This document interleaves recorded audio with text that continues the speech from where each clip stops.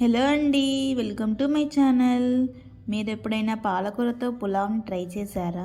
Try చేయకపోతే ఇలా ఒకసారి ట్రై చేయండి, చాలా టేస్టీగా ఉంటుంది.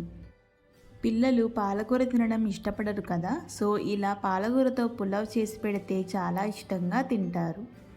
ఈ పాలకూరలో విటమిన్స్, ప్రోటీన్స్, అలాగే యాంటీ ఆక్సిడెంట్స్, ఐరన్ పుష్కలంగా ఉంటాయి.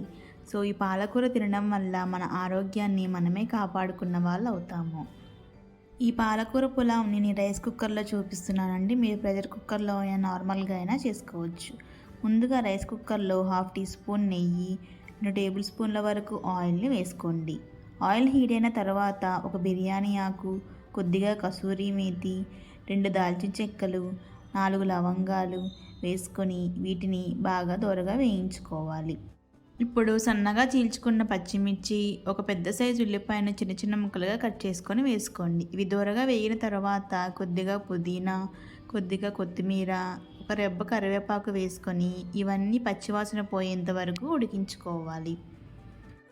ఇవన్నీ పూర్తిగా పచ్చివాసన పోయిన తర్వాత ఇందులో 1/2 టీ స్పూన్ వరకు అల్లం వెల్లుల్లి పేస్ట్ వేసుకొని ఇది కూడా పచ్చివాసన పోయేంత వరకు వేయించుకోవాలి. ఇది వేగిన తర్వాత ఇందులో మనం ముందుగా కడిగి శుభ్రం చేసుకొని చిన్న చిన్న పీసెస్గా కట్ చేసుకున్న పాలకూరను కూడా వేసుకుందాం. ఇక్కడ నేను 3 కప్పుల రైస్కి 2 కట్టల వరకు పాలకూరను తీసుకున్నాను. ఇందులో కొద్దిగా ఉప్పు, పసుపు వేసుకొని ఈ పాలకూర మొత్తం దగ్గరగా అయ్యేంత వరకు మూత పెట్టుకొని ఉడికించుకుందాం. 2 మినిట్స్ తర్వాత ఈ పాలకూర మొత్తం దగ్గరగా అయిపోతుందండి. అప్పుడు ఇందులో 1/2 టీ స్పూన్ వరకు కారం, 1/2 టీ స్పూన్ వరకు గరం మసాలా, 1/2 టీ స్పూన్ వరకు ధనియాల పౌడర్ కూడా వేసుకోవాలి. ఇవన్నీ వేసుకున్న తర్వాత ఇందులో కొద్దిగా చాట్ మసాలా వేసుకొని ఒకసారి బాగా మిక్స్ చేసుకోవాలి.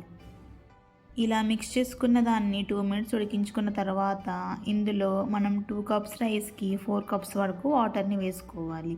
వాటర్ వేసుకున్న తర్వాత ముందుగా కడిగి శుభ్రం చేసుకున్న రైస్ని కూడా వేసుకొని ఒకసారి మిక్స్ చేసుకోండి. మిక్స్ చేసుకున్న దాంట్లో అరచక్క వరకు నిమ్మరసాన్ని వేసి మూత పెట్టుకొని ఉడికించుకోవాలి. ఈ రైస్ చూడండి ఎంత చక్కగా కుక్ అయిందో. దీన్ని ఒకసారి పైనుంచి కిందకి కలుపుకొని సర్వ్ చేసుకుంటే ఎంతో టేస్టీగా ఉండే పాలక్ పులావ్ రెడీ. ఈ పాలక్ పులావ్ని నేను ఫస్ట్ టైం ట్రై చేశానండి, చాలా టేస్టీగా ఉంది. మీరు కూడా ట్రై చేసి ఎలా ఉందో కామెంట్స్లో చెప్పండి. ఇలాంటి ఎన్నో రుచికరమైన వంటల కోసం నా ఛానల్ని సబ్స్క్రైబ్ చేసుకోండి. Thank you for watching.